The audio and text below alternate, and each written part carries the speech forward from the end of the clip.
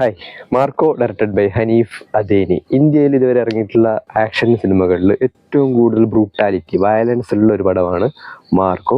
പക്ഷെ എന്തുകൊണ്ടാണെന്നറിയില്ല, ഇന്നലെ theatre ഹൗസ്ഫുള്ളായിട്ട് front റോയിൽ ഇങ്ങനെ ഇരുന്നിട്ടാണ് ഞാൻ ഈ പടം കണ്ടത്. സിനിമ കാണാൻ കയറിയതിൽ അധികവും 18 വയസ്സിനും 25 വയസ്സിനും ഇടയിലുള്ള നല്ല ചെറുപ്പക്കാരായിട്ടുള്ള ആൾക്കാരായിരുന്നു. തിയേറ്റർ മൊത്തം ഫില്ലായിട്ട് നല്ല വൈബിൽ കണ്ട ഒരു പടമാണ്. തിയേറ്റർ എക്സ്പീരിയൻസ് അടിപൊളിയായിരുന്നു. ഇനി സിനിമയിലേക്ക് വന്നു കഴിഞ്ഞാൽ, ഞാൻ ബേസിക്കലി ആക്ഷൻ മൂവീസൊക്കെ ഇഷ്ടമുള്ള ഒരാളാണ്. പക്ഷെ ആക്ഷൻ പലതരത്തിലുള്ള ആക്ഷൻ ഉണ്ടല്ലോ, അതായത് മാർഷൽ ആർട്സ്, അതല്ലാത്ത പല ടൈപ്പ് ആക്ഷൻ കൊറിയോഗ്രഫികളുണ്ട്. പക്ഷേ ഈ പടത്തിലേക്ക് വന്നു കഴിഞ്ഞാൽ ഇതിൻ്റെ ബ്രൂട്ടാലിറ്റി, എങ്ങനെ ഒരാളെ പരമാവധി ബ്രൂട്ടലായിട്ട് തല്ലിക്കൊല്ലാം എന്നുള്ളതാണ് ഈ സിനിമയിൽ കാണിച്ചിട്ടുള്ളത്. അപ്പോൾ ഇങ്ങനെയുള്ള സിനിമകളുടെയൊക്കെ മെയിൻ ത്രെഡ് എന്ന് പറയുന്നത് വളരെ ചെറുതായിരിക്കും. നമ്മൾ ജോൺ വിക്കിലെല്ലാം കണ്ടിട്ടില്ലേ, വളരെ സില്ലി ആയിട്ടുള്ള എന്തെങ്കിലുമൊക്കെ കാരണങ്ങളായിരിക്കും.